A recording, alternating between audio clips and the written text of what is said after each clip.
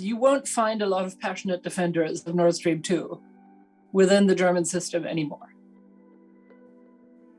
That's one thing. The second thing is, I think you have to, and Annalena Baerbock hasn't been the only one putting this on the table. Scholz has hinted at it. And in the week before she left office, Merkel stood in Berlin next to Polish Prime Minister Morawiecki and said, directed at the Kremlin, there will be severest economic consequences if Russia should undertake an incursion into Ukraine. She didn't spell it out, but I think everybody knew what that could mean, right? The other thing to understand here is that the federal certifying agency for gas infrastructure, among other things, the Bundesnetzagentur, has about 3 weeks ago denied certification, which is the last regulatory step for the pipeline to come into operation.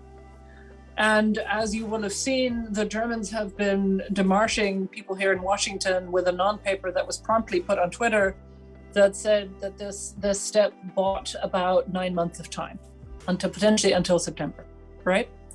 What it also buys, in my view, is a sort of depoliticized, sort of technical framing for the question of whether to turn it off or on.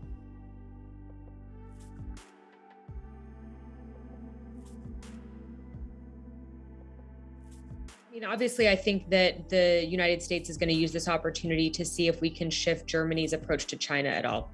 Because if you look at the last 16 years, let's say like the last 4 or 5 years particularly, Merkel has had historically a more mercantilist approach to her foreign policy, especially when it comes to China. It was viewed very much through the lens of economics and business, and she was very reticent to pick a side, to choose between the United States and China. And I think there was a chorus of people that perhaps were, in the Trump administration and in the Obama administration that were perhaps pushing for that. But I do think the Biden administration has come to the realization that that is not an approach that is going to work for Germany or Europe more broadly for that matter. But I do think it's going to be really interesting to see how this administration pushes Germany to toe a tougher line on China, especially in terms of human rights abuses, how that plays out at an EU level. And so that's something that I know that I'll be watching pretty closely, and many other people will be watching closely as well.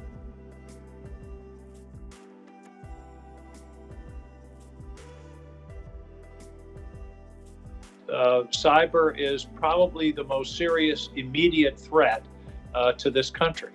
The next 9/11, I hate to say it, will almost undoubtedly be cyber. And one of the areas of vulnerability is our port and maritime transportation system. Now, there are steps that are going in the right direction. In late 2020, there's a new plan from the Coast Guard and from the government talking about the cybersecurity of the port infrastructure. But I believe that's only a first step. And let me just stop right here, because a lot of this discussion is about government policy, government action, CISA, the various agencies, the National Cyber Director. But literally 9 times out of 10, the vulnerability starts at an individual desktop. It starts with some person somewhere in the system hitting on a phishing email.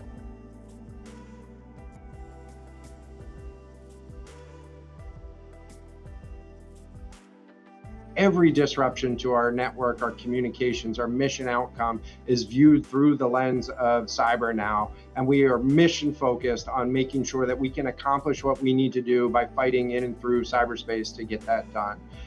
Making cyber an operational imperative is part of a key strategy that we need to support uptake within the private sector as well. Again, I think too often folks have looked at this issue as a back office IT admin function, when it really is the core of the business, that information flow, that automation that drives your agency, industry, company forward is critical. And so you got to treat it with that same level of support.